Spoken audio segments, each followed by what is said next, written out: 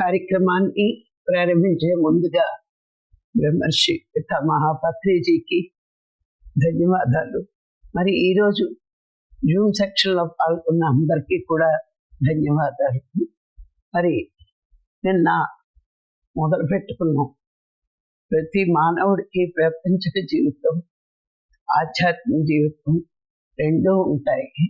కానీ కొంతమంది మానవులు ప్రపంచక జీవితమే శాశ్వతం అనుకుంటారు. ఇలాంటి వాళ్ళు ఎప్పుడూ చింతలో ఉండి మరి జీవితాన్ని వ్యర్థం చేసుకుంటారు. భోగాల వెనుక, మరి డబ్బు వెనుక, పదవుల వెనుక పడుతూ జీవితం అంతా చింతలోనే ఉంటారు అని. మరి ఆ చింతలో ఉండి జీవితాన్ని పూర్తి చేసుకుని ఏమీ సాధించలేక మరి వెళ్ళిపోతూ ఉంటారు. మరి అక్కడి నుంచి ఆధ్యాత్మిక జీవితంలోకి వచ్చిన వారు నిజంగా ఇలాంటి వాళ్ళు ఎంతో పుణ్యం చేసుకుంటే కానీ, ఎంతో సత్కర్మలు చేస్తే కానీ ఆధ్యాత్మిక జీవితంలోకి అడుగు పెట్టలేరు. ఇదంతా మనం ప్రతిరోజు గుర్తుంచుకోవాలి. ఇలాంటి అపురూపమైన జీవితం మనకు వచ్చింది. ఇది దివ్యమైన జీవితం.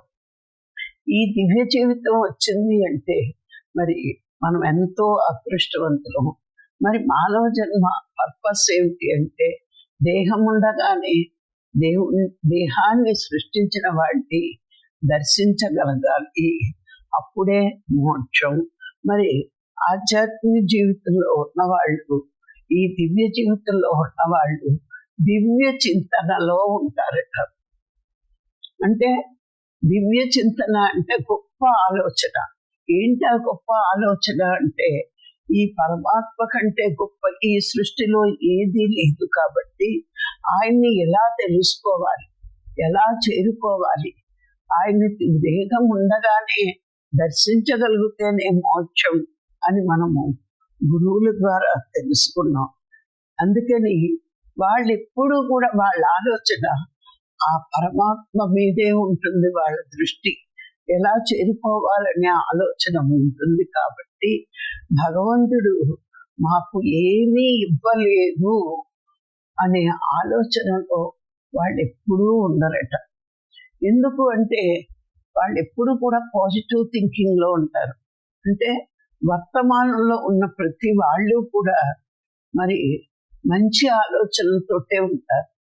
ఏం జరిగినా మంచి అనుకుంటారు, మంచి ఆలోచనలతో ఉంటారు.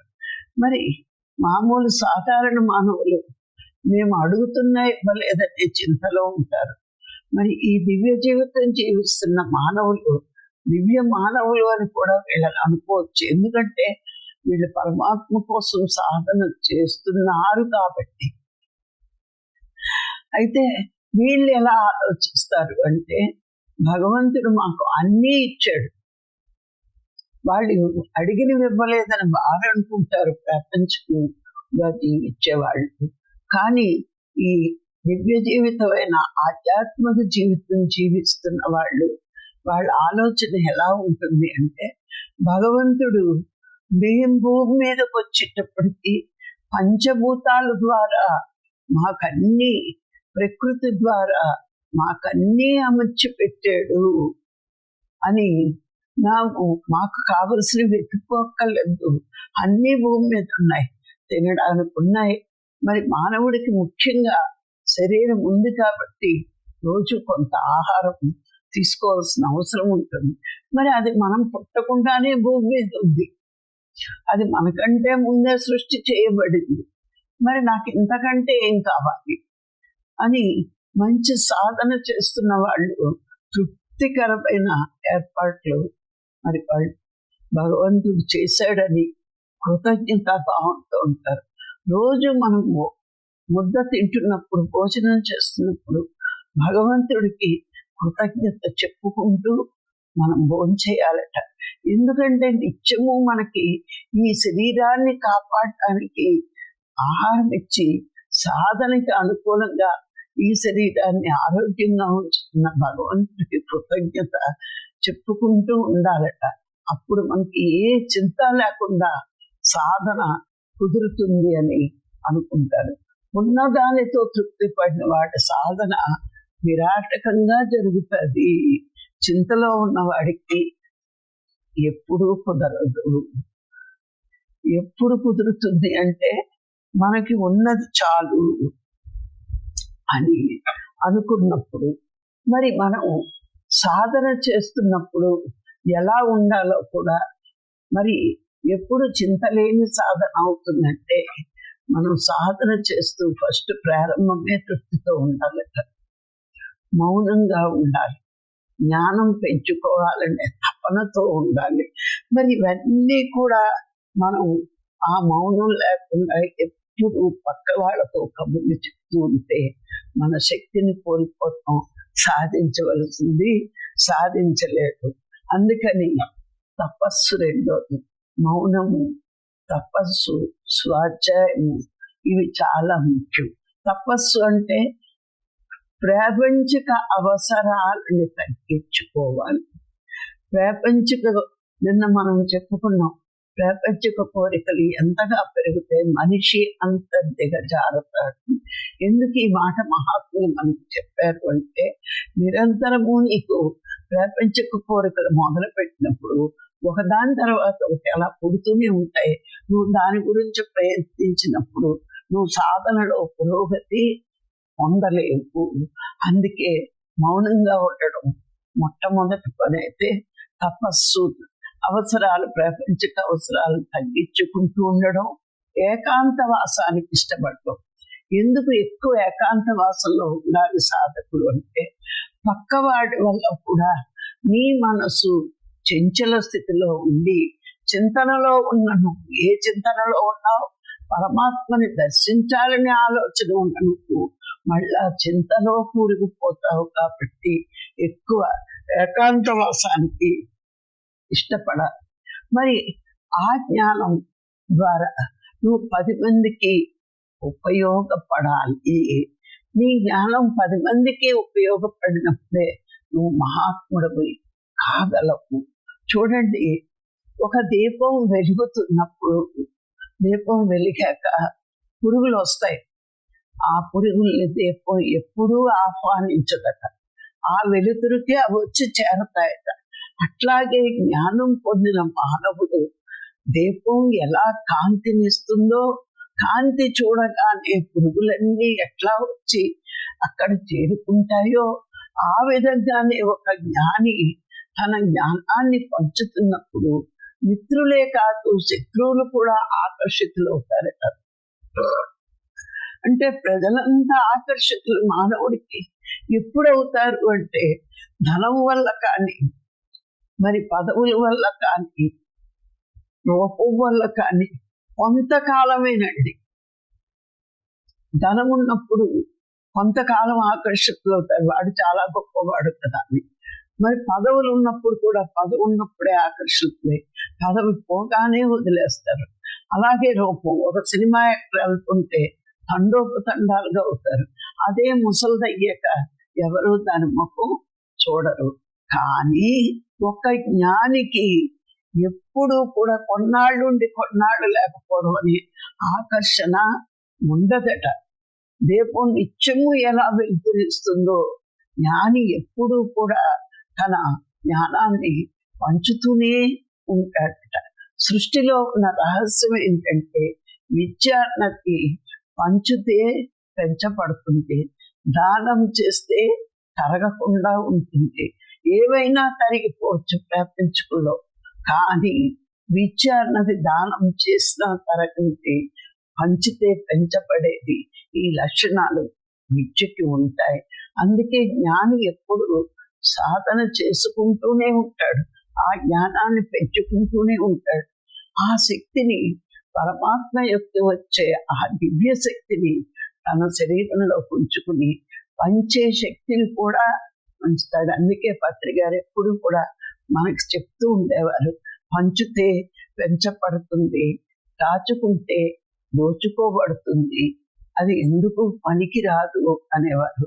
అందుకే ప్రవహించే నదిలో నీళ్ళే ఎప్పుడూ శుభ్రంగా ఉంటాయట. మన ఇంట్లో ఒక నిధి తవ్వుకొని ఎవరిని తోడనివ్వకుండా ఉంటే ఆ నీళ్లు కొన్ని రోజులకి చెడిపోతాయి.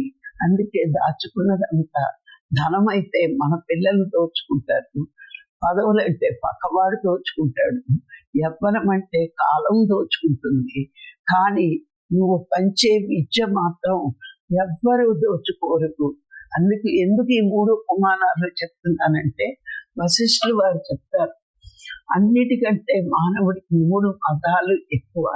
ఏంటి అంటే రూపమతం, ముందు అందగత్తిని అందగాన్ని అనుకుంటారు, ధన మతం, విద్యామతం, ఇవన్నీ. కానీ ఇప్పుడు విద్య కంటే కూడా పదవుల మీద ఆసక్తి జనాలకి ఎక్కువగా ఉంది కాబట్టి మరి పదవీ మతం కూడా ముఖ్యమే అని కలికాలంలో చెప్పుకోవచ్చు. అంటే విద్య పొందిన వాడు ఎప్పుడూ గౌరవించబడతాడు, ఒక దీపంలాగా. అందుకే అజ్ఞానాన్ని చీకటితోటి, జ్ఞానాన్ని వెలుతురుతోటి పోలుస్తారు. ఎందుకంటే చీకటిని ఇప్పుడు 100 సంవత్సరాలు ఒక గది తలుపులేస్తే ఎప్పుడూ చీకటిగానే ఉంటుంది. కానీ ఆ గదిలో చీకటిని పోగొట్టాలి అంటే మరి ఆ చీకటిని తీసుకెళ్లి బయట ఎవరు వెయ్యరు. ఆ గదిలో చీకటి పోగొట్టాలంటే ఒక్క లైట్ వేస్తే చాలు, చీకటి పోతుంది. ఆ విధంగానే జన్మ జన్మల అజ్ఞానాన్ని ఎవ్వరూ తీయలేరు. కానీ ఒక సద్గురువు వాడి జీవితంలోకి వచ్చినప్పుడు, వాడి జ్ఞానం పెరిగినప్పుడు, అజ్ఞానం అంటే ఏం లేదండి, ఒకటే, ప్రపంచం శాశ్వతం అనుకోవడం, మన శరీరం శాశ్వతం అనుకోవడమే అజ్ఞానం. ఈ ప్రపంచము నశించిపోతుంది, నా శరీరము నశించిపోతుంది, నా ఆత్మ నశించదు. నేను ఆత్మని, పరమాత్మ నుంచి వచ్చిన అంశాత్మని, నేను కూడా పరమాత్మ స్థాయికి వెళ్ళగలను అని తెలుసుకోవడమే జ్ఞానం. ఈ జ్ఞానం పొందినప్పుడు వెంటనే నీ అజ్ఞానం పోయింది. ఇంకా నీకు అజ్ఞానం ఉన్నంతసేపు చింత, కాలం అయిపోతుంది, నేనేం సంపాదిస్తున్నాను, నా శరీరం వార్ధక్యంలో వస్తుంది, ఇంకా సంపాదించాలి అని చింతలో ఉండడమే అజ్ఞానం. నాకు మరణం లేదు, నేను ఆత్మని సాధన చేసి తెలుసుకోవాలి అని సాధన మీద దృష్టి పెట్టి, నేను ఆత్మని అని నువ్వు పదే పదే తెలుసుకున్న రోజు నీలో ఉన్న, ఆత్మలో ఉన్న అనంతమైన జ్ఞానం నీకు అవగాహన వచ్చి అనుభూతి చెందుతావు.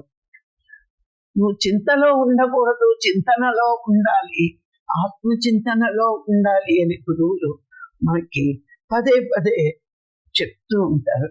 అందుకే ఎప్పుడు కూడా అజ్ఞానిని చూస్తూ, అంటే అజ్ఞానం అంటే ప్రాపంచిక జీవితంలో చూస్తున్నప్పుడు వాళ్ళ లక్ష్యం ఎలా ఉంది, ఒక సాధకుడి వైపు చూస్తున్నప్పుడు వీడి వైపు లక్ష్యం ఎలా ఉంది, ప్రపంచకంలో హోదాల్లో ఉన్న వాళ్ళ ఆలోచనలు ఎట్లా ఉన్నాయి, వీళ్ళ ఆలోచనలు ఎట్లా ఉన్నాయి, వాడు ఎంత సంతోషంగా ఉన్నాడు, వీడు ఎంత సంతోషంగా ఉన్నాడు గమనిస్తూ విచారణ చేసుకుంటూ ఉంటే, ఇప్పుడు ఎంత ఉన్నా బాధల్లోని, దుఃఖాల్లోని ఉండేది ప్రాపంచిక జీవితం.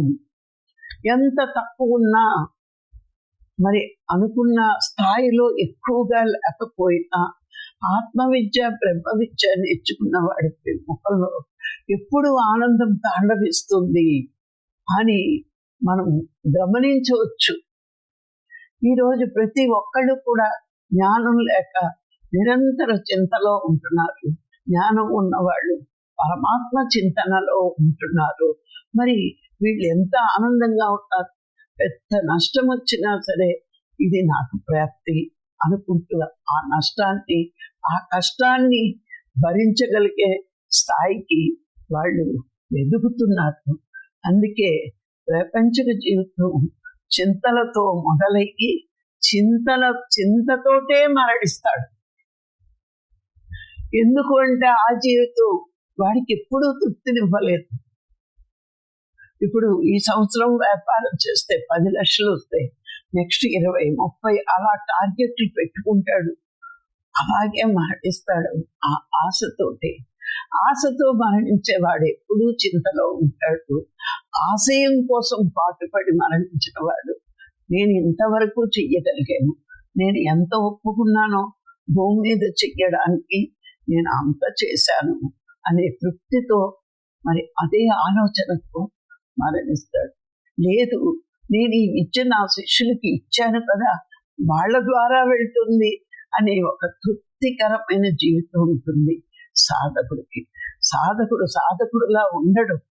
ఎందుకంటే గురువులు ఇచ్చే ట్రైనింగే వాళ్ళని ఉన్నత స్థితికి తీసుకువెళ్తుంది. ఇప్పుడు మనం చూడండి, పత్రిగారు మనకి సాధన చేయించి జ్ఞానం పెంచినప్పుడు, జ్ఞానం మనకి అందించి అది మనతోటే ఎండైపోతుందేమో అని, నీకు తెలుసున్నదే నీ పక్కవాడికి చెప్పు.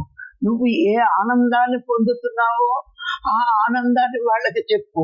నువ్వు ఏ సత్యాన్ని తెలుసుకున్నావో ఆ సత్యం నీ పక్కవాడికి చెప్పు అని ఎన్నో విషయాలు మనకు బోధించారు. అన్నిటికంటే గొప్ప సత్యం, నువ్వు శరీరం కాదు, నువ్వు ఆత్మవి.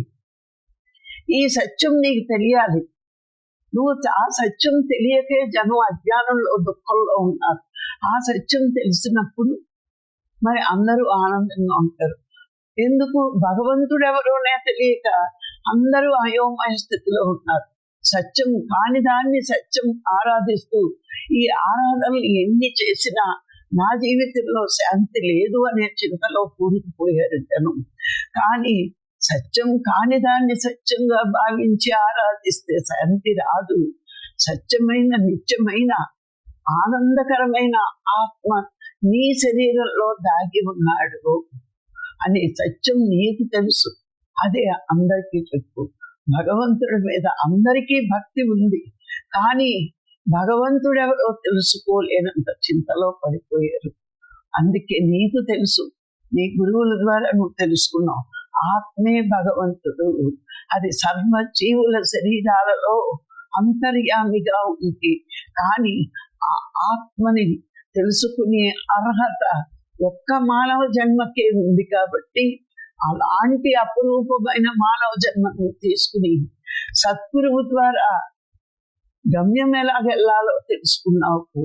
ఏ సాధన చేస్తే నువ్వు ఆత్మవి అనే అనుభూతిని పొందుతావు, ఆ సాధన నీకు గురించి దీని ద్వారా ఫస్ట్ నువ్వు చేసి ఆ అనుభూతిని పొంది ఆ పరమ సత్యాన్ని తెలుసుకుని 10 మందికి చాటి చెప్పు అన్నాడు.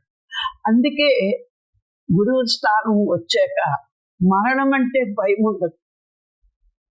ప్రపంచంలో డబ్బున్న యజమానికి మరణం అంటే భయం ఉంటుంది.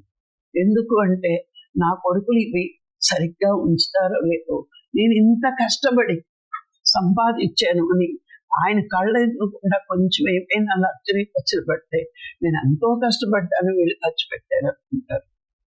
కానీ ఆధ్యాత్మిక జీవితంలో ఉన్న తండ్రి ఎప్పుడూ కూడా ఆధ్యాత్మికత పంచిపెట్టాక తృప్తితో జీవిస్తాడు. ఈ విద్య నాతోటే అంతం అవ్వట్లేదు, నా శిష్యులు కూడా దీన్ని పక్కవాడికి చెప్పడానికి ముందుకు వెళుతున్నారు. ఒకసారి పత్రికను ఒక ఇంటర్వ్యూలో మీ తర్వాత శిష్యులు ఎవరు అని అడిగినప్పుడు నా తర్వాత అందరూ పత్రిజీలే అన్నారు. ఈ మాట ఎందుకన్నారు అంటే నాలాగే అందరూ చెప్పగలరు, చెప్తున్నారు, చెప్పేటట్టు నేను ట్రైనింగ్ ఇచ్చాను. ఆయన గురువుగా అందుకు ఒప్పుకునేవారు కాదు. నీ శ్వాసే నీ గురువు అనేవారు. నేను ఎలా నీకు విషయాలు చెప్తున్నానో నువ్వు శ్వాస మీద ధ్యాస పెట్టి ధ్యానం చేస్తే నీలోనే ఉన్న జ్ఞానం, ఆ ప్రజ్ఞ బయటికి వస్తుంది.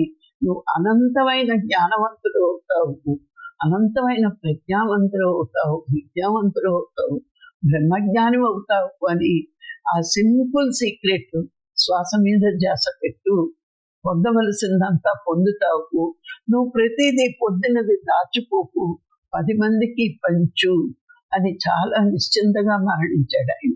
అలాగే మనం కూడా మరి రాఘరావు గారు చూడండి, మీ అందరినీ చెప్పండి, మీరు చెప్తున్నారా బద్దకిస్తున్నారా అని మీరు చెప్పిన ఫోటోలన్నీ కూడా పెట్టండి, నేను చూస్తాను మీరు ఎలా చెప్తారు. అంతేకాకుండా మళ్ళీ ఈ జూమ్లో మీ అందరికీ కూడా ఎలా చెప్తున్నారో చూడడానికి ట్రైనింగ్ ఇస్తూ, మరి కొన్ని తప్పులు ఉంటాయి, ఆ తప్పులను సరిచేస్తూ, ఆ సరిచేయడం కూడా గొప్ప కళే.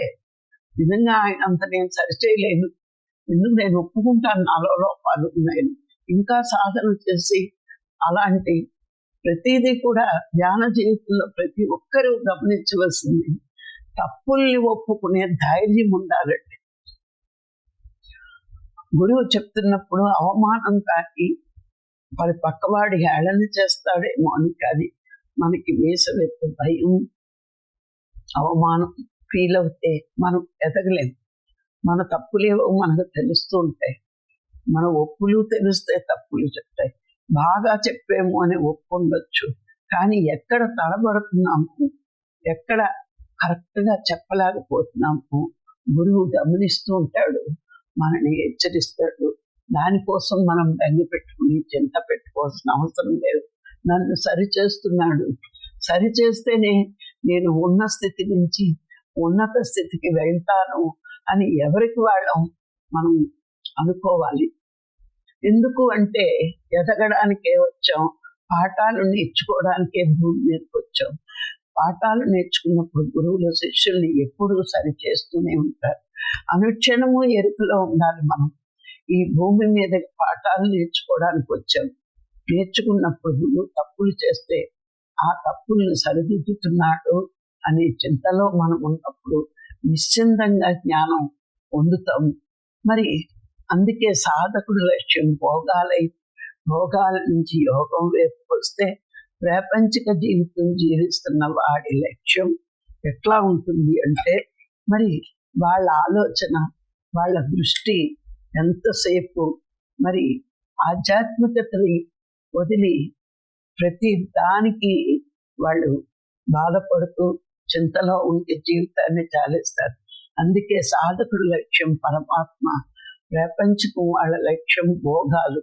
ఇవి రెండు మనం చూసుకుంటూ ఉండాలి ఎప్పటికప్పుడు. నేను ఎక్కడున్నాను, ఎలా జారిపోతున్నాను అన్నది మనం తెలుసుకుంటే ఆ విధంగా మనం ఇంకా ఇంకా ఇంకా ముందుకి వెళ్ళగలం. ఆ విధంగా మనం చూసుకున్నప్పుడు నేను ఎలా ఉన్నాను, ప్రాపంచిక చింతలో ఉన్నానా, ఆధ్యాత్మిక చింతనలో ఉన్నానా అని ఎప్పటికప్పుడు మనం గమనించుకోవాలి. అందుకే నేను మీకు ఎప్పుడు చెప్తాను, విచారణ చేసుకోండి. మన ఆలోచనలు ఎప్పుడు కూడా ప్రపంచకం బలంగా లాగుతూ ఉంటుంది. ఎందుకు అంటే అది కనిపిస్తుంది, ఆధ్యాత్మిక కనిపించదు. కానీ కనిపించదు, కానీ చాలా బలమైనది, శక్తివంతమైనది. చూడండి, మనం చిన్న ఉదాహరణ చూసుకుంటే ఒక మొక్క ఎదగడానికి కారణం దాని వేళ్ళే. వేళ్ళు ఎంత బలంగా ఉంటాయో మొక్క అంత బలంగా ఎదుగుతుందట. ఒకరోజు ఒక శిష్యుడు గురువు గారిని అడిగాడట, గురువు గారు, ఎన్నో మొక్కలు వేస్తాం కదా, కొన్ని మొక్కలు చిన్నగా ఉంటాయి ఎందుకు, కొన్ని మొక్కలు చాలా పెద్దగా ఎదుగుతాయి ఎందుకు అని అడిగినప్పుడు గురువు గారు ఒక పెద్ద మొక్కను తవ్వి ఒక చిన్న మొక్కను తవ్వి చూపించారు.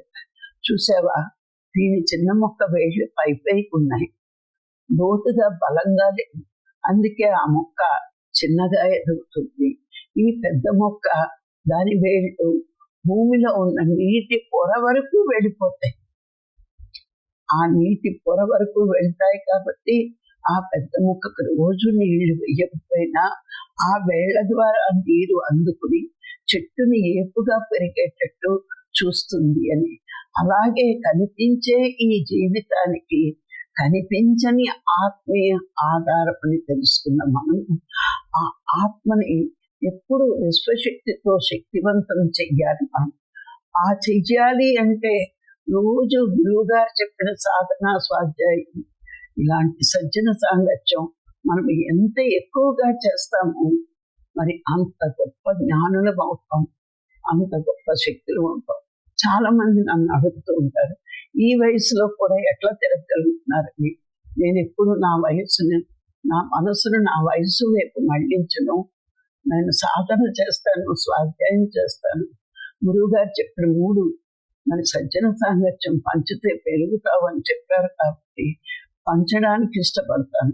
నేను శరీరం మీద జాలి పడట్లేదు, నా వయసుని, నా మనసుని వయసు వైపు మళ్లించను, అందుకే చెప్పగలుగుతున్నాను.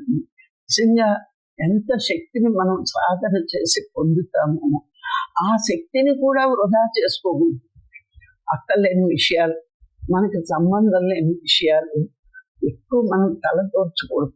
మేము పెద్దవాళ్ళని అనుకుంటే అన్నిట్లో తలదోరిస్తే వయసు వల్ల పెద్దలకు ఉన్న మనసులు ఎవరిష్టం వచ్చినట్టు వాళ్ళు ప్రవర్తిస్తారు. ఇది మనం ఇక్కడికి వచ్చాక గమనించి వాళ్ళు మన మాట వినలేదని ఈ ఆధ్యాత్మిక జీవితంలో కూడా చింతతో కూరుకుపోతాం. అందుకే మౌనంగా ఉండడం, అక్కర్లేని ఆలోచనలు రాకుండా చూసుకోవడం, అక్కర్లేని వ్యవహారాల్లో దూరకుండా ఉండి సాధన స్వాధ్యాయం చేస్తూ ఉన్నప్పుడు సాధన వల్ల శక్తిని పెంచుకుంటూ, శక్తి ఎలా వస్తుందంటే సాధన ద్వారానే వస్తుందండి. మరి జ్ఞానం ఎలా పెరుగుతుంది అంటే, ఒకటి స్వాధ్యాయం, రెండు సజ్జన సాంగత్యం. ఈ రెండిటి వల్ల జ్ఞానం పెరుగుతూ ఉంటుంది. సజ్జన సాంగత్యం, స్వాధ్యాయం రెండు జీవితంలో తప్పనిసరిగా చేసుకోవాలి. మనం రోజు మార్నింగ్ సజ్జన సాంగత్యం చేసుకుంటున్నాం. ఖాళీ ఉంటే జ్ఞానం పెంచుకోవడానికి ఆ పుస్తకాలు చదువుతున్నాం కాబట్టి, మరి ఈ మూడు గురువు గారు త్రిరత్నాలు అని ఏదైతే చెప్పారో ఆ మూడు మనం పాటిస్తున్నాం కాబట్టి చింత లేని జీవితం జీవిస్తూ నిరంతరము పరమాత్మ చింతనలో ఉన్నాం. పరమాత్మ చింతనలో ఉన్నవాడు ఎప్పుడూ దుఃఖపడడు. ఇది మన అనుభవం పొందాము, అనుభూతిలో కూడా ఉంది, తెలుస్తోంది మనకి. అన్నిటినీ ఒకవేళ దుఃఖమే వస్తే ఇది నా కర్మఫలం, నేనేదో చేస్తున్న కర్మ పోతోంది అని అనుకుంటాం. మరి ఆ దుఃఖం లేని జీవితం జీవించడానికి కారణభూతులైన మరి గురువు గారైన పత్రి గారికి మరొక్కసారి ధన్యవాదాలు తెలుపుకుంటూ సెలవు తీసుకుంటున్నాను. Thank you.